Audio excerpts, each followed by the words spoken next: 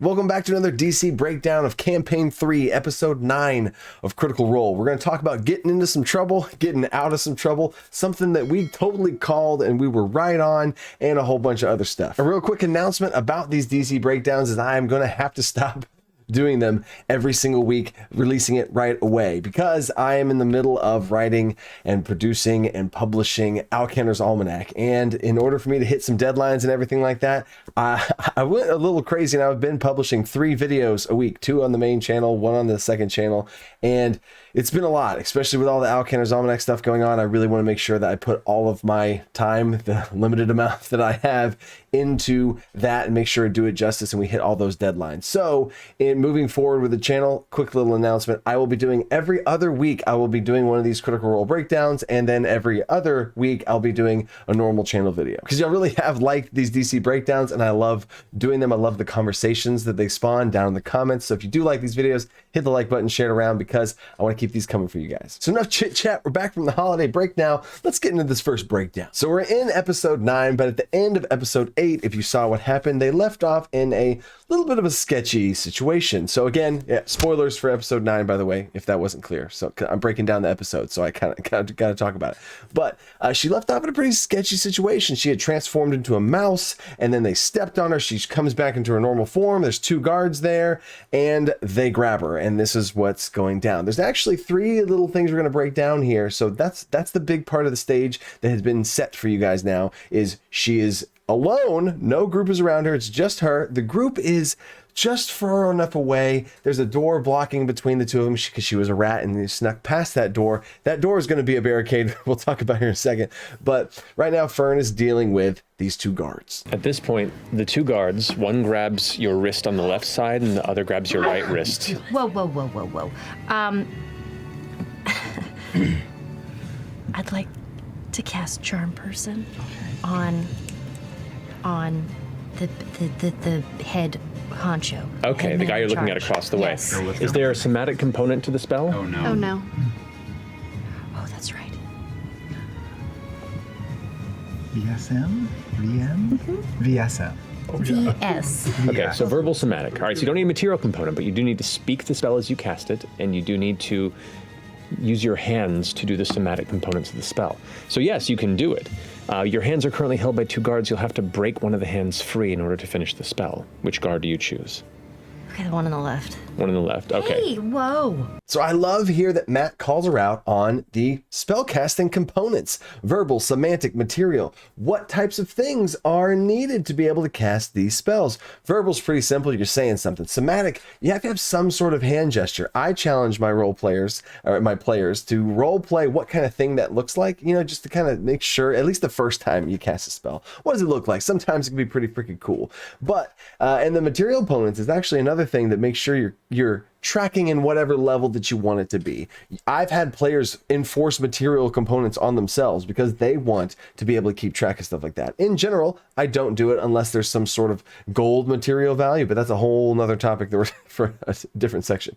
But she has her hands grappled. That is why Matt asked that question.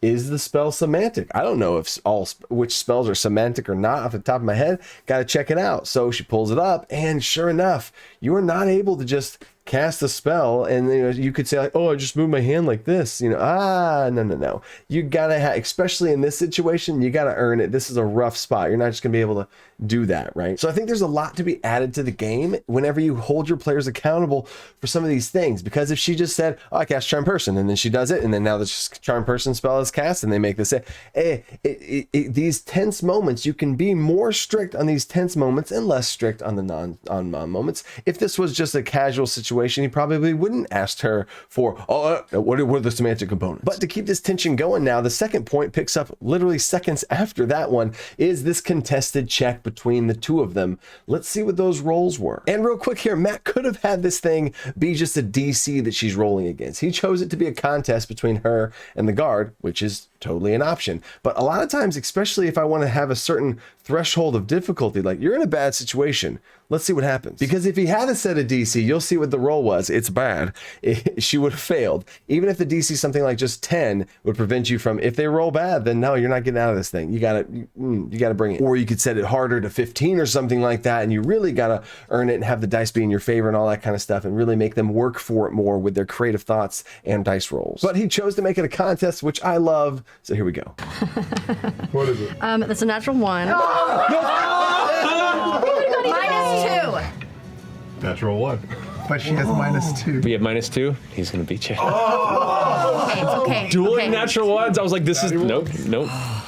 Wow. So you go to move your arm, and it's held in place. Watch. You do not have the means to cast the spell at the moment. The guy across the table now stands up from his desk and goes, Miss, Yes. we should have a conversation.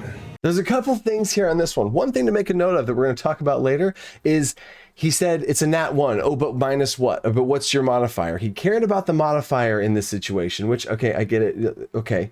Again, I'm making that point for a point I make later. So in this moment, they both roll a natural 1, right? Now, this guard probably has a higher modifier than the -2 that Fern has. So yes, mathematically, Fern lost the roll. But even if you see nat 1s as an absolute failure, they both rolled an absolute failure, which means it's a tie, and in the contest, the things stay the same. It's the same conditions are in effect that were before the roll. So she was grappled, she tried to release, and they both failed, had the same roll, and it's a tie, meaning it stays the same. But I love me some nat 1s so much, and I was a little bit sad that there wasn't something more here.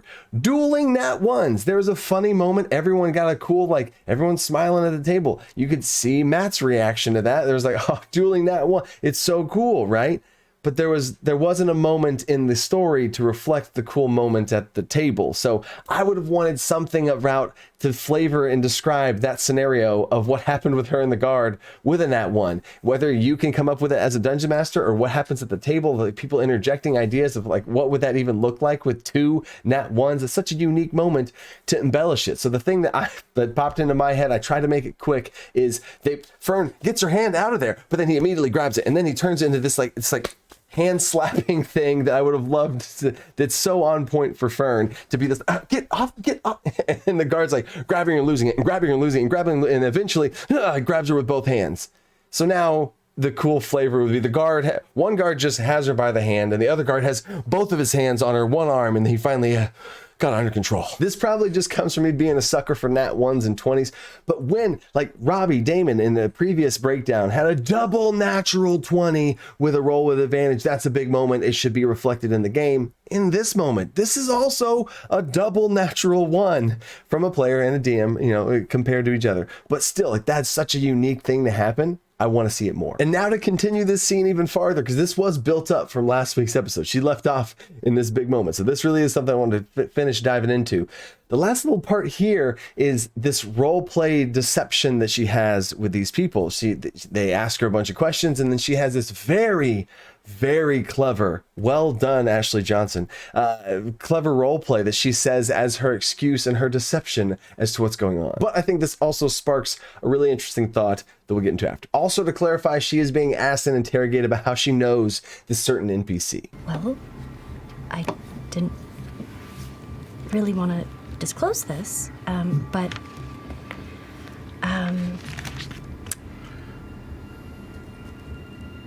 we were in a relationship, and Look at that.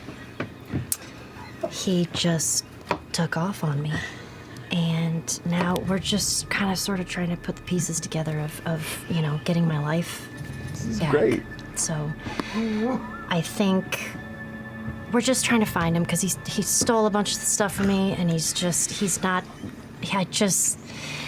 been really hard. Roll a deception check. Oh my god. Come the fuck on. God damn it. Okay. 9. You were in a relationship with the wild man, the hermit on the outskirts of the city. Well, he was a wild man. Right.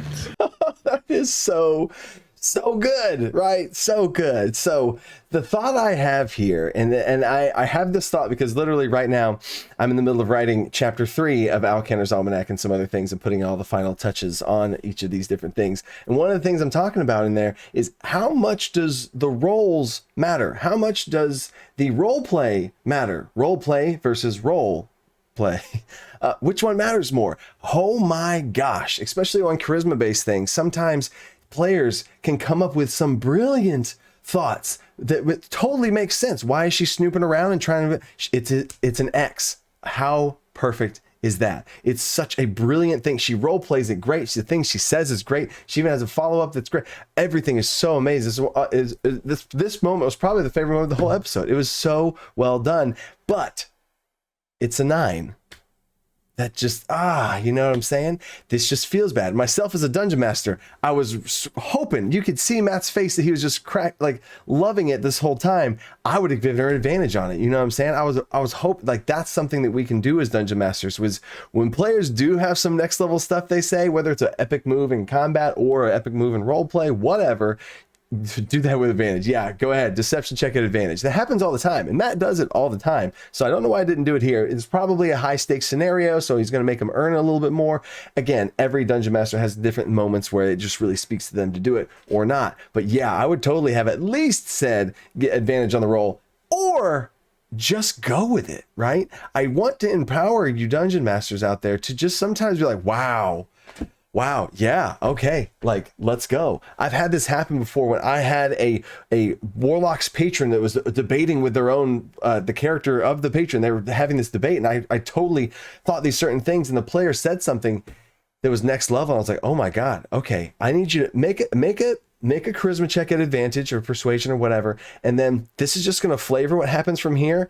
But oh my god, what you just said, that's brilliant, right? And I made sure to acknowledge what you said is brilliant. So you're at a whole nother echelon here. You're at a whole nother level. This check is being made up here now. It's not like, oh no, you could be like, just what you said has caused something in the game, right? Because I think that the players should feel like the creative things that they say shouldn't be barred behind, yeah, sorry, you rolled a 9. So this is the beautiful type of gray areas that I love in these breakdowns, because how would you handle this as a dungeon master, right? Would you ever let a player get away with just, they say something cool and then you allow it to happen, right? Because in this situation, it's a really tense situation. She is alone by herself. So even thinking about it, I might not just let things slide like that under the situation where you are alone by yourself and Matt's calling her out on a lot of these things, and it's stressful. It's a problem. He goes to the other player. What's happening? It's the tension is building, and the tension wouldn't be as building if this hadn't have happened. If she just, they believed her, and then now it's all deflated from there. And he beautifully describes why this roll of a 9 doesn't really make sense, because he goes into like, so this wild man that's on the outside, it doesn't really, and so he smells the BS, and they keep going and they keep interrogating. And speaking of beautiful descriptions, that brings us to the sponsor of this video, Describe.com. Because if you aren't Matt Mercer, you might struggle with descriptions in your game at any point of the game. It could be in combat, describing epic moves of spells and different ways to swing a weapon, or different types of ways to describe certain monsters. Or you could be in extended long roleplay scenes, or encountering a town for the first time and describing the entire vibe of the city as you enter it. All of these different moments can be escalated to the next level with descriptions. And if you struggle with those descriptions, you should really think about Describe.com. They are a website of professionally written text boxes with thousands of different descriptions across all parts of your game that you can take inspiration from to describe your own world. They have a ton of different categories that you can search for, and a search box to be able to find literally anything you want to be able to describe that you might not even know you wanted to describe. They have a ton of stuff available on there for free, and they keep adding more and more stuff. But if you want to get access to everything, they have a subscription service, and if you use code TheDungeonCoach, you get a discount. So as always, check them out down in the description down below. Back to the breakdown. Okay, next up now we have another door debacle. The final boss. It is the hardest across all group tables of Dungeons and Dragons. Doors are just so difficult to defeat sometimes, and cause problems for us dungeon masters, because we want to put a barrier in front of or between things where the players are trying to get to Fern. There's a door in the way.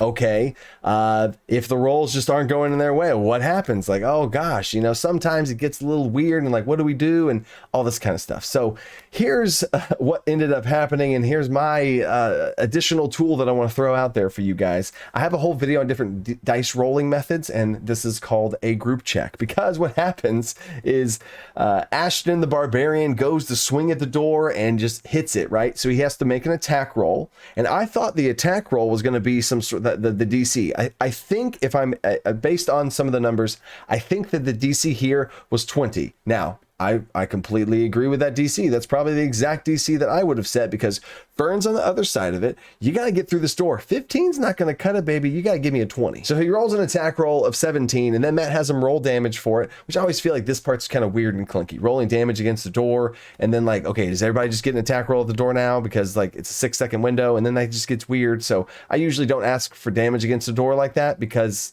under this context of this is almost more like a skilly type challenge instead of just damage, right? So he rolled for damage for it, damage the door in some way. Okay, cool. And then Chetney is wanting the little rogue action, is going to try and do some lock picking stuff. Okay, so he goes to lock pick it, he gets a 12. And Matt beautifully describes this whole thing of, well, you see the damage from the door. I love linking descriptions together. At the end of the day, a 12's not cutting it, whether he damaged the door or not. But beautifully linking in all of your players' actions together to all lead to some cause and effect feels. So when you describe a failure, instead of Chetney just being an idiot and not being able to do it, because that feels bad, that's not cool. You describe it with, it's Ashton really smashed the door and it's just a little bit, it's all dislodged and stuff. Yeah. And then now that we are in this kind of situation where, okay, 2 failed attempts against this door, it's a DC 20. What else can I do? Laudna, thinking outside the box, the warlock gets a rock pick out of her hair and wants to like take out the hinges of the door. So very clever. Props to Marisha. Very clever move here. So she makes just an intelligence check and rolls like a 4 or something. So this is now, we're here. We're at the spot where the door is now 1, essentially. So here's my shot at what I might have done here in this situation where there is an obstacle between a group and their friend. Can they get through this door? Instead of it letting it de-escalate or spiral into some sort of weird thing, I would say this is a group check. Here we go. What are all of you going to try and do to get through this door? Think about what you're going to do. Everybody gets one shot at it. What are you going to do to get through this door? Okay, cool. The barbarian's going to smash it. Lauden's going to try and rock pick it with the thing. Okay, Chetney's going to try and lock. Maybe somebody else can interject what they're going to do. And then you take all of those rolls and add them up together into one big group check DC. And if the total of the group meets that group DC number that you came up with as a dungeon master, then they successfully open the door, and then you can describe what cool thing happens. So here's some behind the scenes math of how to set the DC for this type of thing. Matt chose a DC 20 for this specific moment. Again, I totally agree. But for a group DC, sometimes you can limit it to how many people can attempt to hear. So you could throw out there, all right, 3 people can try and open this door. What are you going to do? So you set a limit on it, or you could have the whole group and then keep that number in your head. But to figure out this number, I'm going to see how many people are attempting this. And let's say there's 3 people attempting this. And I can't choose a DC of 20 to have this overall roll. Because if you choose 20, that'd be 20, 40, 60. That'd be a combined DC of 60, which is way harder for 3 people to roll a 20 to be able to have this thing happen, right? So the number you choose can't be that. I would notch it down by 1, let's say 15. So now it's 15, 30, 45. So the 3 of them together have to hit a 45, which would be an average of 15, which even that would be sometimes difficult to pull off because you're averaging a 15, which is, depending on your modifiers, might be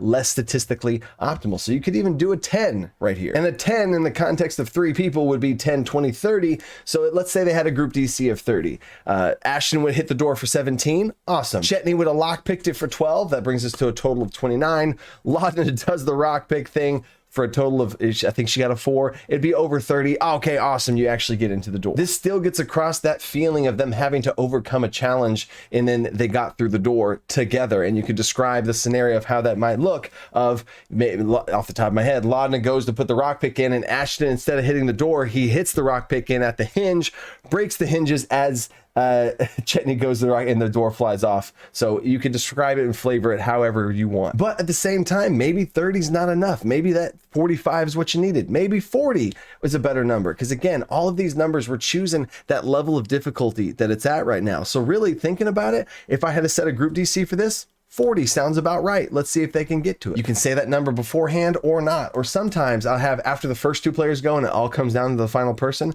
then I'll tell them. And then there's a moment of clarity to where they had a moment where they are behind this door and Fern needs help. Can they get through to help her right now? And the answer would be no. They're not able to if they did not hit that group DC number. And now the story continues. If you like that, I got a ton more of that came from in chapter 2 of Alexander's Almanac, which is available in, give me a couple more months. And here we go, guys. We were right. I called it. I told you I called it. I don't know which episode I broke it down in and called. I think it was last one, but we have some terrifying beast action going on here. They're talking about Gurge, this backstory from Travis's character Chetney. He has to find somebody named Gurge. The group, also the story and the plot and where things are going was a little floating all over the place. Like they went into some sketchy places and people, and they're working for different people, and where it was a little bit floaty, right? It's just how to describe it. And then Chetney comes in, and then it kind of almost felt more floaty because he has, find some NPC, and this is now another thing where they're going. But I say all of this because in a second here, I'll get to how things have been looking a lot better now. But looking for this Gurge character, they find some information on him. Let's see. But we were not prepared for what we encountered. He became a terrifying beast when assaulted. A violent melee ensued in the broad daylight, and it took me, Artana, and those two guards to subdue him.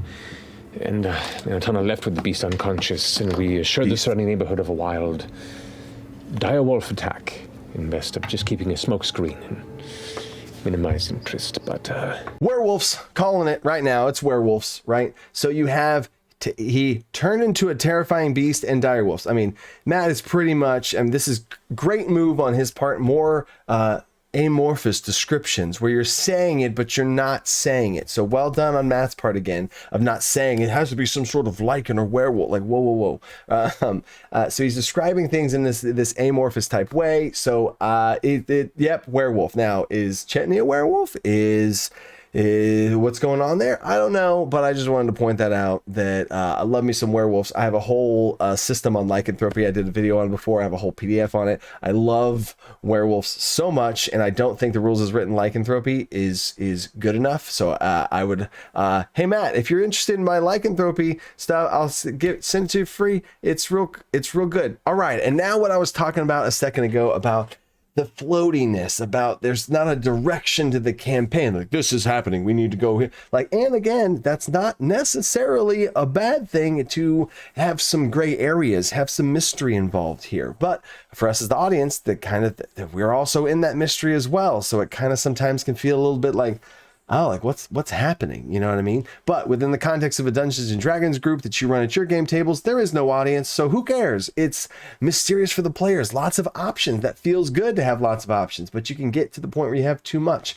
Chetney comes in here, has this person to go find, so it gives them a little bit of a purpose, and now they have all this new information, but still, that's just another layer of like, there's so many things to do. So this is where the power of a group patron comes in. Group patrons are a thing in Tasha's Cauldron. I've done this, some things. I have a video on group patrons, but group patrons can be a lifesaver in these moments, because for the middle chunk of this entire episode, the players go to their group patron Esteros and talk with them, and they find out so much information. They're able to kind of gather themselves, answer some questions, not all the questions, but they can actually figure out where they want to go, and they have a lot more clarity on what's happening. But that's a very important tool as a dungeon master, to be able to have that in your back pocket, to be able to have an NPC in a place of knowledge to talk from. Because if they didn't have Esteros, they'd be just having to piece together all themselves or ask around, and then but if they have this group patron at the center of things, it gives them almost like a grounded point to kind of come back to.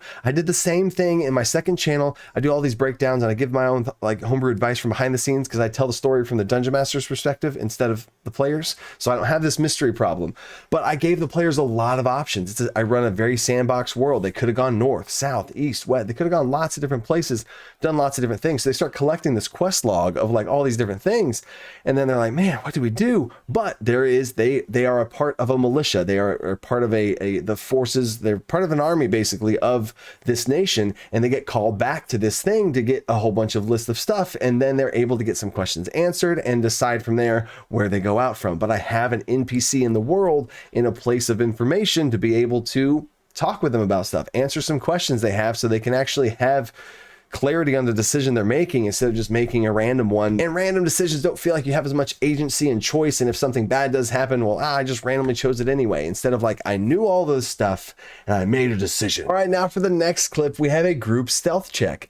Don't you love some group stealth checks? There's so many other things like the rolling method system I talked about a second ago that you can add in to spice up group checks and not have them just be everybody make a stealth check. Again, you're checking the numbers and stuff because in general, that's not exciting level of gameplay as far as that goes. But in general, how these things work is you make a group stealth check. There's a certain DC and you see how many successes and failures you have. And with a group of this size, you're going to see where the group falls. But what happens if somebody rolls really bad? Let's see. We'll meet you out front. It's a date. Have they come out yet? They're now. Yeah, I think guys roll stealth check if you want to be unseen as you exit. Pass without trace still up? It's still, how long does it last? 10 minutes, right? No, it passed without a trace. Is it 10 minutes or an hour? One of the two. No, which one is right? It's been a 1 while. hour. 1 hour. There you go. Concentration, I didn't get shot. That's true. You're good. 31. Whoa. 32. 20. I roll real bad. Plus 10. Fuck, natural 1. Plus. Plus 4, plus 10. 4. Oh, okay, 15. Ooh, stop. Right there. Did you hear Taliesin chime in, plus what? Because he rolled a natural 1, right?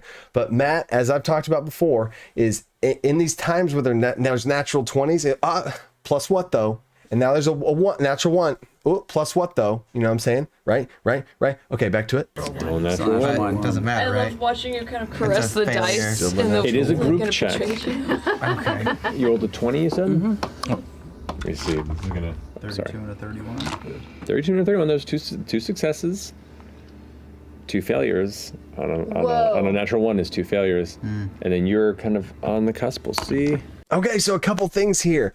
Natural 1s, do they mean a natural 1 or is it just the number 1 and you can add modifiers to it? Natural 20s, is it something more than just a 20 instead of a 19, a 1 instead of a 2? At my table, oh baby, natural 1s and natural 20s, buckle up. Something crazy is about to happen in either direction. Let's go. I like the energy of that. I like what that means. And everything at the table, and all these times that I've pointed out in Critical Role with these natural 1s and 20s means something. There was a double nat 1 a second ago. You know, have it mean something, whatever. But so many times Matt has made it a point to say like, oh yeah, but what's the modifiers though? Even during that double nat 1, he's what's the modifiers of oh, but a -2 on top of that? Okay, you know what I'm saying? But then now in the context of this group check, a nat 1 means more. And the nat 1's actually 2 failures, right? Not just a failure, not even just a for sure failure, right? Because a nat 1, I mean, you most likely pass without a trace is broken and all that craziness, of course, right? Especially in the context of stealth checks for a group. The nat 1 being an absolute failure would be treated differently than has been previously. But a nat 1's 2 failures. Now, for myself, in my games, yeah, it totally makes sense. But I feel like this kind of goes against how Matt views natural 1s and 20s, right? Now, might just be a case of like, oh, it's rules as written, so this is kind of how they're going with this. I actually don't even know if that's a rules as written thing because I don't honestly care if it's a rules as written thing because at my table, oh yeah, that's 2 failures. Or, oh yeah, no, it's not. But at the same time, I've ran skill challenges where they were 2 failures and they were not 2 failures. And sometimes it's what feels right in the moment for what you want to do and how big of a thing you want this to be. Overall, I'm just honestly, I guess, confused with nat 1s and how important are they or not. How nat 20s, oh, that's 2 successes. But if it's so important, then why not always have it be so important? I don't know. That's just my rant. But another thing to point out here is after this happens, I think there's the balance was there were 2 successes, but then that 1 check is 2 failures. So now it all comes down to this 1 roll. And then Matt rolled something, which I always think is an interesting thing. We talked about this last episode, and we're about to get into it again about how much leniency you give as a dungeon master. Like, okay, here's a check, make a dexterity saving throw, and then they fail the check, and you're like, oh, okay, hold up now. I'm going to roll a d6 and then see what happens. Oh, I rolled this. Now I'm going to roll it. Like, how many layers do you give the players of possible? How many failures does it take to get the center of the failure and actually have something bad happen, right? So I think, based on the rolls, that they failed, but it would be a kind of a clunky situation. And us as dungeon masters, how hard do we want to make this thing? And Matt's wanting to be more lenient here. Maybe he didn't really want this to kind of be a whole nother thing. It's how, like, the story he's trying to tell, maybe he didn't want this to be that big of a deal, so he wants to give them another layer of doing it. So my interpretation, again, I'm completely guessing here, is I think they failed. I think they failed to check entirely, and this little moment was like, I don't know. Yeah, I just went back and watched it again. I think they failed, right? Matt had some sort of number set in his head, or a ballpark estimate number. They rolled their things, right? And then they had 2 successes, 2 failures because of the nat 1. We already talked about that.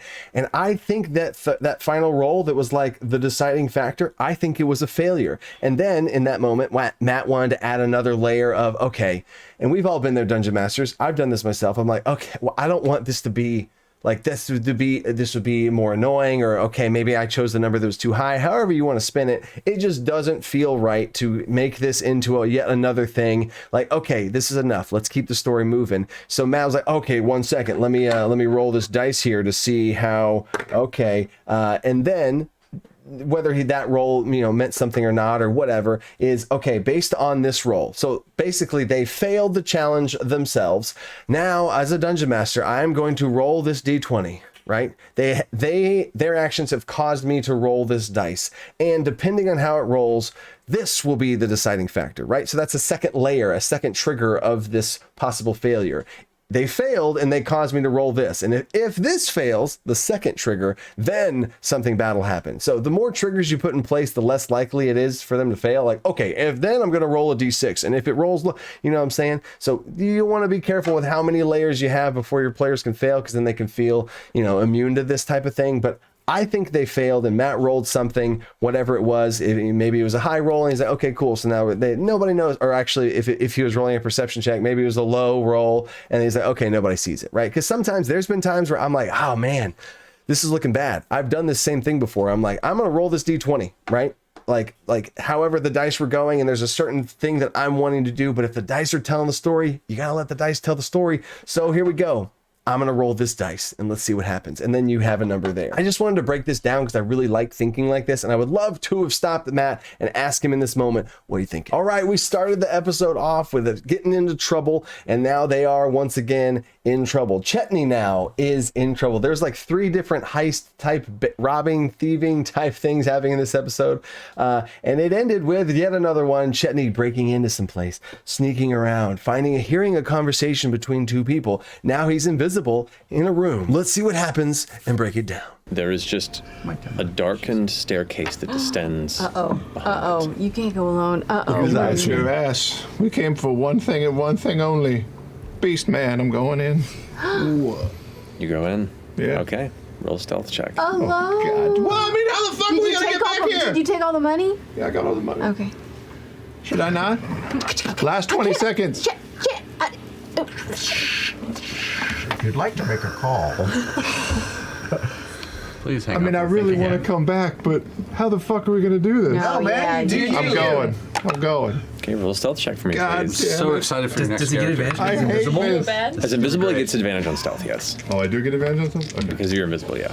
I hate this. Ooh. 16. Batting? It's not great, it's not terrible. Advantage. Okay. Yeah, the other one was a 1. Advantage. So. The other one was bad. As you begin heading down the stairs, you hear voices. He goes downstairs and hears some voices. I'm going to cut through that part here. But so far, he's decided to go in, right? So in general with stealth checks, a lot of times how I run stealth checks is I have the stealth check be at the moment where there could be something bad happen, instead of like, all right, you're about to be stealthy, make a stealth check, and because then they know that they're rolled high or low, and then that feels weird. So I usually wait for it. So I might have like had it go down and like he hears some voices, and then make a stealth check. Ooh, baby, that's, it's on the line, right? That failure means something in that moment instead of like, oh, you just rolled bad, so now just like proceed with caution. But let's get to the juicy part of after he's hiding in the room, finds a corner to nestle himself into as the figure comes back into the room. He's invisible in a corner. Let's see what happens. Goes ahead and reaches behind one of the nearby portraits you see hanging next to it and presses something in the bookcase. Shifts back into place. Cool. Pulls the chair back and sits. Tension building.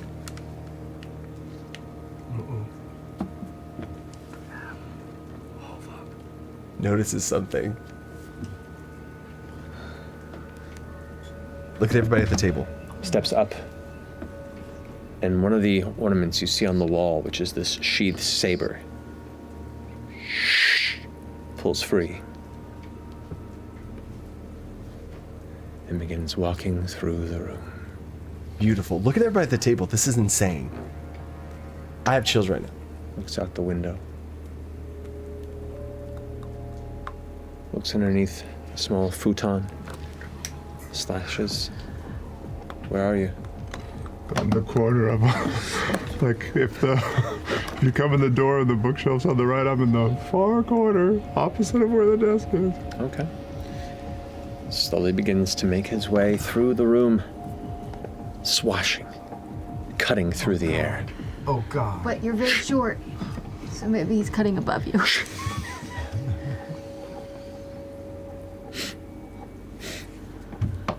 Oh man, smell. Old smell. Smells like menthol. Slowly creeping closer to where you're currently resting. About 5 feet away. 3 feet. Right next to you. I run. I run up, I jump on whatever bed or shelf is next to the window, and I'm going through that motherfucker. Through the window? Yes. I don't know what's on the other side. Look at that space.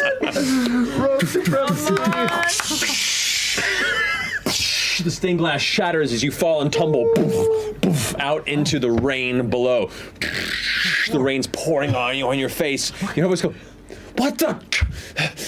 Rushes up, blade ready. You can see the elven man standing there looking out about. Oh, baby, that was crazy. That was crazy. Now, first thing, absolute immaculate tension building job by Matt Mercer. Did you see the players at the table? My God, looking across each one of them. When Matt went to gesture to stand up, Liam literally shifted in his chair. Like everyone was on his every motion, glancing around the room. My favorite part was whenever he sits down, that you could see the entire mood shift. Travis shifted in. Oh man, absolutely scoping around the room, all that stuff, right? Now, quick little interjection here. I had this thought. I've never done this at the table before. I had this thought right here. I think it would be really interesting if instead of whenever Matt asked Travis, hey, so where are you? Right? As a dungeon master, I don't want to know. I don't want to know where he's at. You know what I mean? This is a game of cat and mouse, a very unique moment in Dungeons and Dragons where I got to go find a player. Where is he? I would have had Travis whisper over to Robbie. Travis, whisper to Robbie right now where you're hiding in this room. I would maybe describe the general gist of the room, corners and whatnot, et cetera, et cetera. And then I would have said this. I'm coming up with all of this right now. I think this just would have been really cool because this moment was already so cool, and I had chills multiple times just watching it. Is what if we did this? And I would, after he tells him just for clarity's sake, to keep everything above board and honest, he tells Robbie, and then all right, cool. I'm now going to describe 3 locations where I'm going to slash through the room and see if I find you. Place 1, goes over to this corner or whatever. And again, I describe the layout of the room, maybe even draw out a general real quick thing. This is an intense moment enough to draw this. Now, again, maybe that would kill the tension and all the time it takes to draw that or say that. Drawing a picture might be too much. Maybe just discussing it verbally, theater of the mind. That's probably where I would go. So I go over to the far corner of the room and slash to the corner. And then Travis would be like, nope. Or in this case, I guess he would have been in that corner. But maybe Travis hid underneath a bed of some kind, or he's hiding under, like he gets to pick a spot, right? And then I describe going through the spots, and let's say there's 5 spots. I'm gonna describe 3 of them, and I go through, and then he's either a yes or a no. And that last description would be the thing that, oh, here we go, right? Or maybe after 1, 2, before that third one I describe, I run. Before I'm able to say it, because that brings us to that second part. Travis saying he's running. Oh my gosh. He's literally draws back, cuts Matt off and says, I run. I love that. Just the liveness of it is amazing. I love that. And I also think it's very interesting that Matt did not ask him for a role here. He did not ask him for a role in any way, shape, or form. As we've talked about previously in this breakdown, which is why I think this whole thing's coming full circle. We've talked about a lot of different things here about when do you ask for roles or not? Like let the play, like earlier with Fern, we talked about, she said an amazing thing. Do you just let them go with it because she had an amazing role play thought? Let that just succeed because that's a great thought. Or maybe ask them for a check or something, or maybe it's a content, whatever, right?